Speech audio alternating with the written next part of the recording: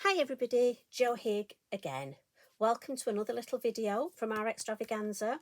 I hope you're enjoying the day and the wealth of things that we've got for you. Tutorials, giveaways, new stamps, and guess what? New products. Have you seen our new acrylic paints? Well, I know you're shouting your answer at me. I thought I'd just pop along and show you how I created this piece. Well, something similar. Because we're going to make a mono print, we'll get something similar but not identical, and that's what I love about using the gel press. As I say, today we're going to be using the paints on the gel press. And if I just bring that a little bit closer, look, and this is all flat, and I just love that texture.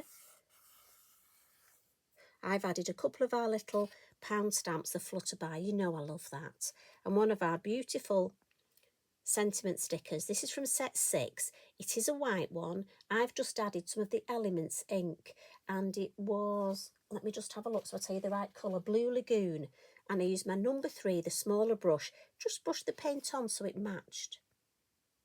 So why don't you get yourself comfortable, maybe pause this so you can get yourself a brew, and then we can have a play. Now I'm going to use Roland. So this is our circular gel press, look. And right, I'm just going to house that on the floor next to Eric.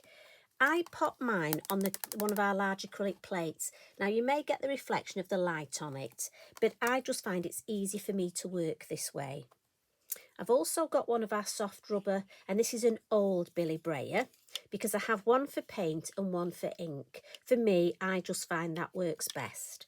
I've got some copy paper. I've got a couple of stencils, and for this I'm going to use leaf trails, and then one of our, I call them stencils but I know it's a mask, and this is the tall leaf mask.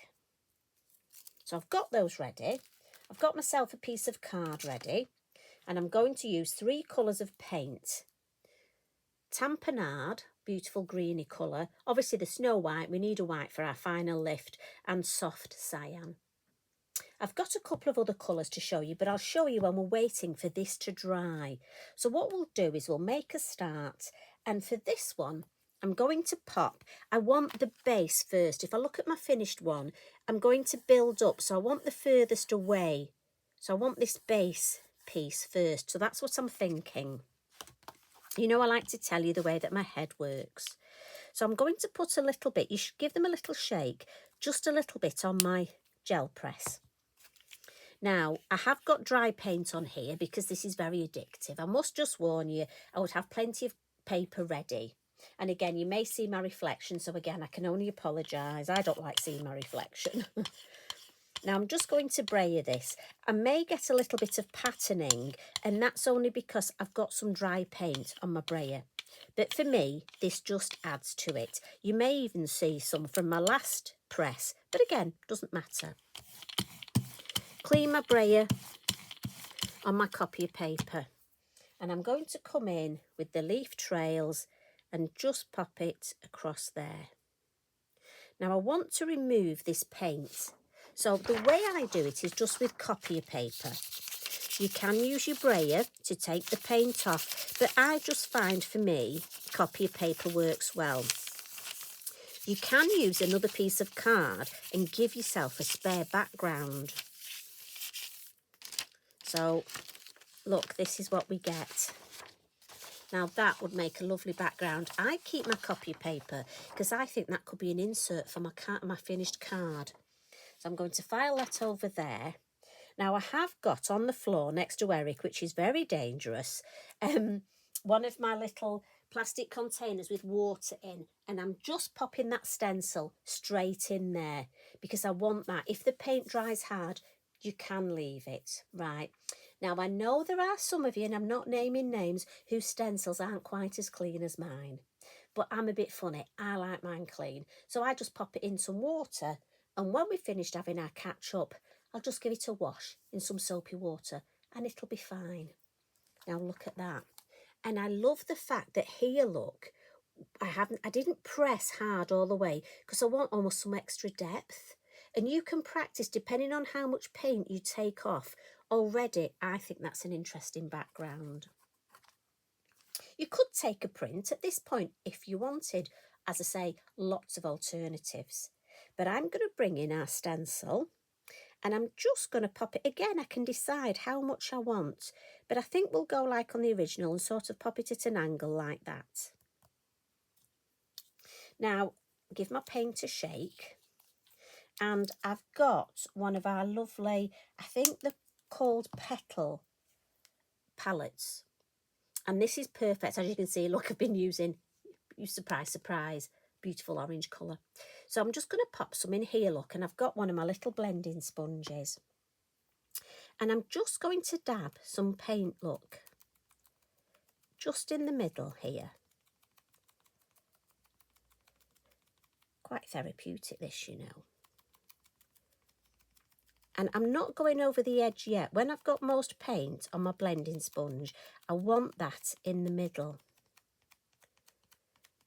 So once the middle's covered, and you can see I've got less paint now, so obviously it's going to be paler. So I'm just going to go over to define this edge, top and bottom. And there's no rush with this because we want the paint to dry on the gel press. Now think of all your different shapes of gel press, all the alternatives, the things we can do. Now and this is just for me, just to fuzzy the edge. So on my original look, I don't want a hard edge here. I want it quite fuzzy. So I just decided to come in with a piece of kitchen towel. Now I know this is textured, so I'm not pressing hard, but I'm just sort of taking a little bit of that paint off and just fuzzying that edge a little bit. I just think it looks a bit more sort of natural and blended. And then when I'm happy with that, this is going to go and join my other stencil, look, in this water. Now, this is the bit where, if I show you, you see how there's quite a sheen on the acrylic paint? Well, that's because we need it to dry to take our next press. Now, our original look, that's dry. It's almost got a matte finish, but this is shiny, so we need to wait just a couple of minutes for that to dry. So while that's drying, I'm just going to move it over here. I'm going to show you a couple more of the colours that we've got.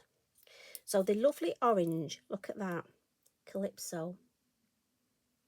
I have to say, I think that's my favourite colour. Another colour that I've been using is Ruby Punch. Oh, matches my nails, look. And then final colour that I've got is Thistle Mist.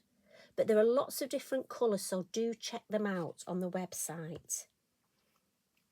Now, while I'm just waiting for the paint to dry, I thought I'd show you some other backgrounds that I've been making.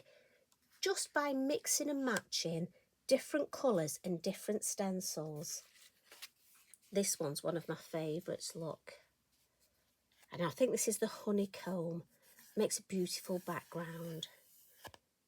Again, just mixing those colours. And another one here. I went for a little bit darker here. But again, look how almost with that double stenciling, you get stenciling behind stenciling. And I love the way we can build that up. So as I say, you are going to have so much fun. Think of all the stencils that you have. Now, if I just bring this back, still a bit shiny. So what helps is if you just almost waft a piece of card across just to help it dry. Now, if you take your print too early, what can happen is if it's not dry, it won't lift properly. But that's not the end of the world, because if that does happen, and again, often when we're experimenting, we need to know about these things, don't we? So if you take it too soon and it's not quite dry, you may get a lovely print of this area, but this bit may stay on your gel press. Again, not the end of the world. For me, I would create a picture in the middle, stamp in that area, add some ink on my final print, but also I would then add more paint around the area that's left, let it dry, and when you take your final print, this will come off. And often those little bits that are left will actually enhance. So when I took this, the print I took before had a little area, as you can see with orange, that hadn't quite dried, and that was still on my gel press. Does that make sense? So when I added my white paint to pull this final print, it took off this that had been left on from the one before. But I quite like that.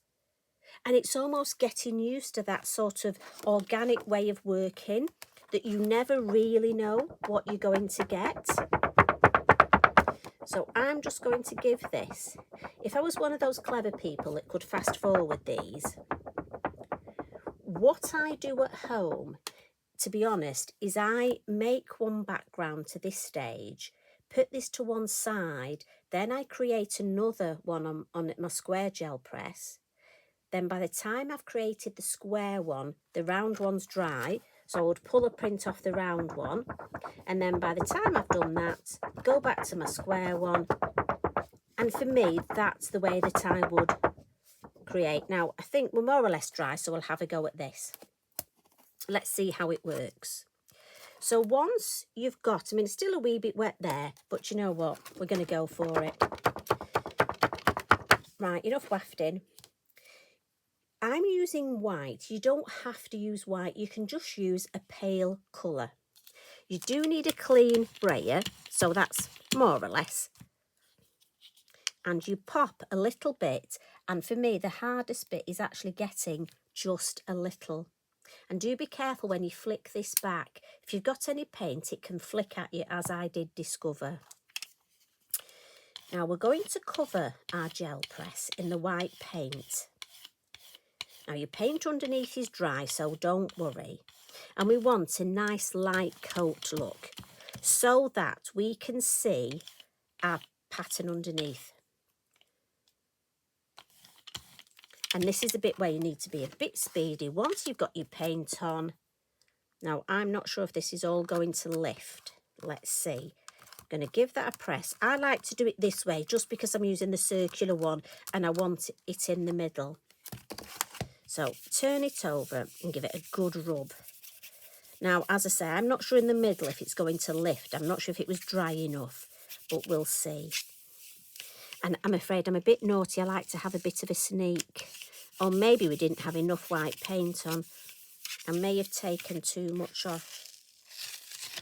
No, so, I mean that, look at that. I could actually use that, but let's take it again. So, as you see, for me, there wasn't enough paint on there. So, let's have another white paint. And this is the way you will experiment, by working out exactly how much. Right, another piece of white card. I told you, you need plenty of card.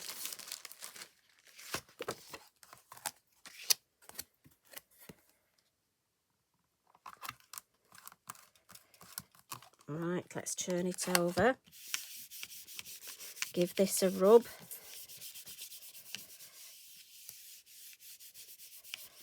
And let's see how we're doing this time. The main thing to do at home is just have fun. Just see what you can create. Yes, you see that's definitely coming off. But it's good to show you the other. So it could be you could have too much paint or not enough. And it's just timing it, really. Let's have a look. Yes, look, we seem to be getting. So just in the middle.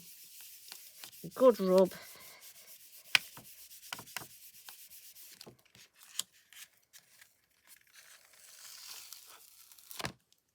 There we go.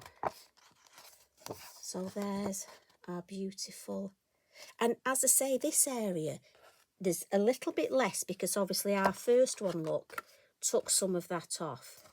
But I don't mind that. I think it adds to that whole look.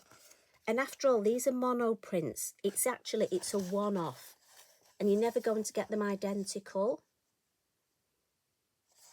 So, like I was explaining, if you get any left like this, that is fabulous. So I would leave that on here, and then I'll add just what I'm going to do, when we finish catching up is I'm going to make another background. So this time I may add the orange first, but that will come in my final print, and it just adds that extra bit that you don't know what it's going to turn out like. And I think that's the great fun of this. So there's that first print, look. And for me, I don't see that as a failure because I can see the edge here. Now I'm thinking I can add some stamping here and here, add some ink, and I'm going to turn that into a finished design. And then the one, when we added a little bit more paint, this is the one that we made today. So I would probably have that way. That's the other fun thing, turning them round to see which way. But look at the depth you've got. And just with fuzzy in that edge, but what I can't get over is it's flat, but it is so tactile, you just want to touch it. Now remember, you could put the stencil back on top and add some ink around it for shade. Honestly, you have got so many possibilities with these. So I'll bring in my original one, just so you can see the two next to each other. And I just think they're gorgeous, and all that needed for me was the beautiful words, "Get the paints out." So I'm hoping that's given you a little bit of an insight into how I created this background. There are lots of different ways of using these new acrylic paints, so do keep a lookout. I know there's lots more videos coming your way. So thank you for popping in. I do hope you enjoyed it. And I can't wait to see what you create. You are going to have so much fun with these, and so many combinations of stencils, paints. Can't wait to see what you do.